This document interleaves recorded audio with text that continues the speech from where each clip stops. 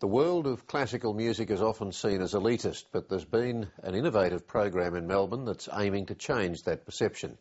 When the Melbourne Symphony Orchestra staged its season launch, it featured some unusual guest artists.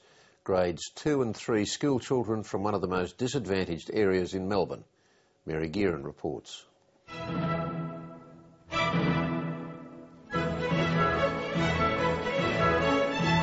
8-year-old Chelsea Foyce is playing with the Melbourne Symphony Orchestra. Not a full concerto, not even an entire melody. But the unlikely collaboration is sweet harmony for the state school student and her friends.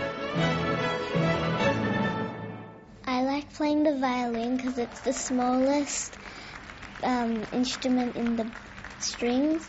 Do you want to keep playing the violin as well? Yep. Until when?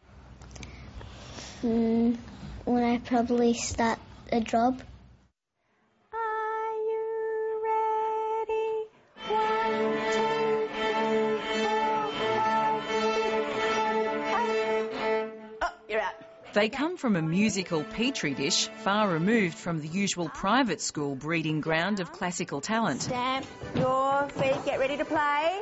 Meadows Primary, in the poorest part of metropolitan Melbourne, is the home of an ambitious program called the Pizzicato Effect, based on a Venezuelan program that takes classical music to the masses. No importa cuando uno está sentado en el atril tocando, no importa si tienes dinero o no tienes dinero, o sea, lo importante. The concept that, classical music is elitism and far removed and only there for the rich, it really we want to remove that stigma.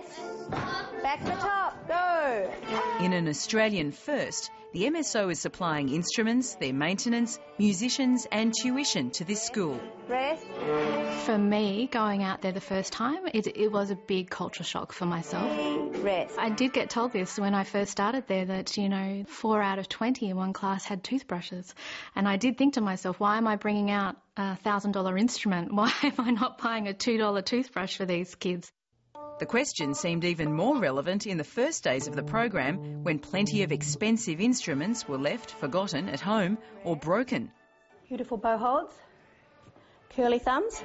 Viola player Danielle Arcaro says there were even more fundamental challenges.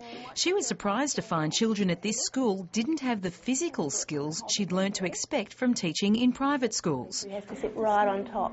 We found things like some of their fine motor control of their fingers was just they couldn't, say, pluck a string and control that movement to pluck it in time.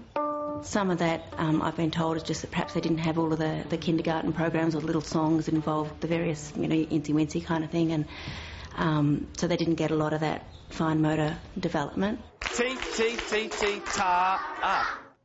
From a faltering start, the MSO mentors say their charges have come a long way. Teachers report better behaviour, more teamwork, better concentration and a new love of music. I like playing the cello because it's like big and strong and fierce. I like playing the cello because it has deep sounds and it's fun and all the teachers are nice. I love playing the cello because it's free, and if it was not free, my parents will have to pay about $1,000. And bows out. These kids, maybe they can't spell as well as some other schools. Maybe they can't read as well. We're getting them there and we're building up their capacity to do those things, and this will help because it gives them confidence. Hi, Chelsea. How was school today? Chelsea Foyce's parents say they would never have dreamed their daughter would or could learn violin. It's us proud as parents. It's good to see her confidence. Confidence too, yeah. Sort of thing, because we never did. We never had confidence. So it's good to see that Chelsea has, that she can do anything that she wants to. Yeah. I think the greatest impression that a program like Pizzicato Effect makes on me is that sense of high impact, and how, while it may not be touching thousands and thousands of children in that one program, how much it actually has the ability to change a young person's life. The MSO has brought the school to its concerts to extend the love of classical music. In a competitive funding environment, it's all a good PR move for the orchestra, but it's apparently the musicians themselves wanting to drive the spread of musical democracy to even more children. Now the apparent choice of instruments over toothbrushes seems to make sense. I see young people who have a sparkle in their eye that they might not have otherwise, and I know from my own experience that will be something that benefits them for many, many years to come. Whether they decide to be professional musicians or not, it will give them a structure and a sense of discipline and commitment. So if they end up being a doctor or a lawyer or a business person, it will serve them in that way in an incredible manner.